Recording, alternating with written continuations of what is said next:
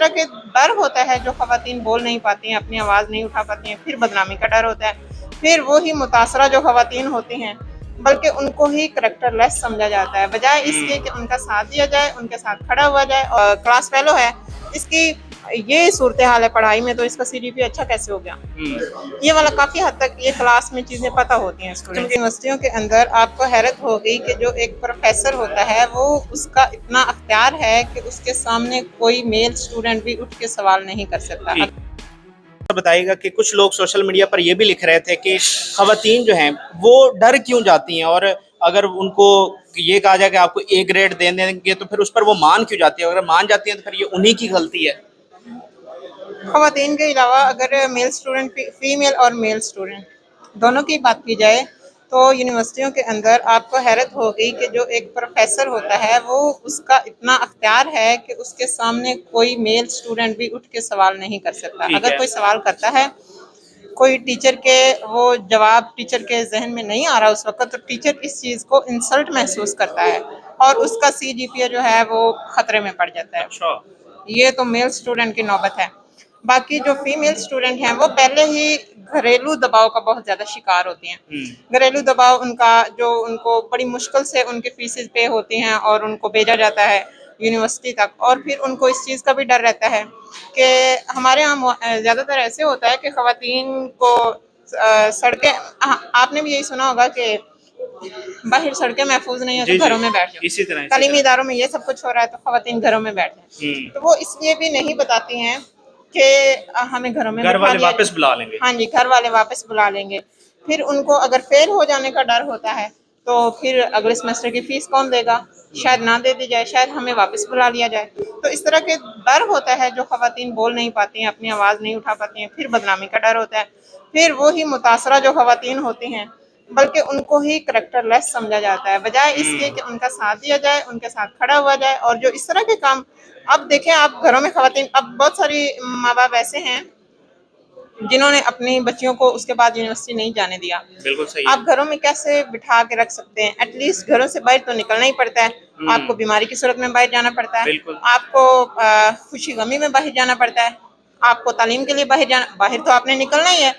माँ बाप, भाई साथ हो, बाप साथ हो, तो भी वो खुद डर रहे होते हैं कि हमारी बहू बेटी बहन हमारे साथ हैं, तो रास्ते में कोई वाक़या ना पेश आ जाए।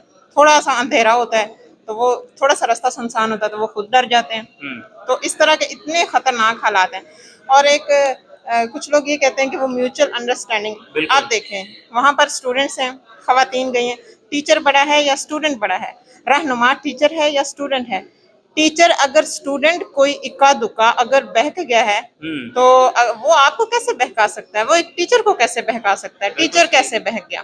बिल्कुल सही है। हाँ, तो इसलिए इसके आप यूनिवर्सिटी से पढ़ी हैं, आपने दोस्तों में या कहीं और कोई ऐसी चीज़ ने विटनेस की हैं, खुद सुनी है हैरासमेंट की?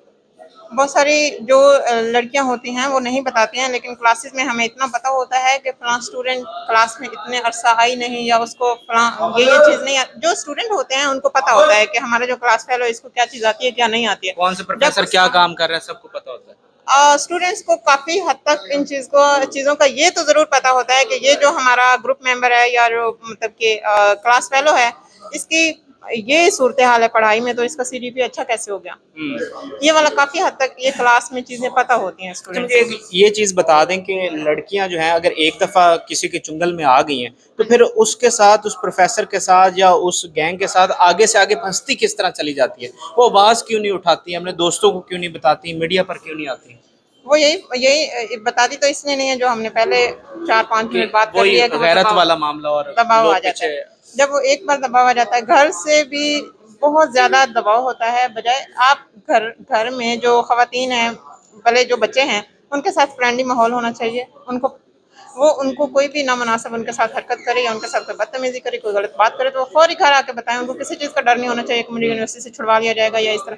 वो एक बार या 2 बार जाती हैं तो अगर किसी के पास वीडियो या तस्वीर कुछ नाज़ेबा किस्म की हैं तो वो फिर बाद में उससे ब्लैकमेल हो जाती हैं। वो समझती हैं कि शायद हम इस बार मामला सही करेंगे या इस बार, या शायद बात सही हो जाए तो वो आगे आगे फिर ज़्यादा होती चली जाती है। ये कह रहे हैं कि हर यूनिवर्सिटी में इस तरह लड़कियां हरासमेंट का शिकार हैं, तो आपके मुताबिक अब इन लड़कियों के इन मसाइल का हल क्या है? अब जब हम यहाँ पर आवाज़ उठा रहे हैं तो शायद बहुत सारी यूनिवर्सिटीज़ में ये काम अभी भी हो रहा है, तो इसको रोका किस तरह जाए?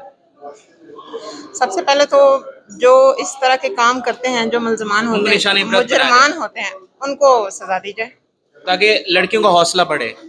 हाँ, और लड़कियों को भी एतमाद दिया जाए कि वो भी बोलें। ये घर वालिदैन दे सकते हैं। जो तलबा तंजीमें होती हैं, तलबा तंजीमों में यूनियन पे पाबंदी है। वो जो तलबा यूनियन होते हैं, तलबा की नुमाइंदगी होती है, ख़वातीन भी होती हैं, उसमें मेल्स भी होते हैं, फीमेल्स, तो वो आपस में भी डिस्कशन करते हैं, बातचीत करते हैं। जो तलबा होते हैं उनको दरअसल पता होता है कि कौन से टीचर का मिजाज किस तरह का है, उनको वो सारी चीज़ें पता होती हैं। इसलिए उनको इन्वॉल्व करना ज़्यादा ज़रूरी होता है। अगर वो शामिल हों तो वो ज़्यादा आपको हक़ाइक़ की तरफ लेकर जा सकते हैं। तो अगर स्टूडेंट इकट्ठे होते हैं, उनकी फीसेस बढ़ाई जाती हैं, उनके हॉस्टल के ड्यूज़ बढ़ाए जाते हैं, या उनके एक सेमेस्टर की फ़ीस देते हैं, अगले सेमेस्टर की फ़ीस ज़्यादा हुई पड़ी होती है।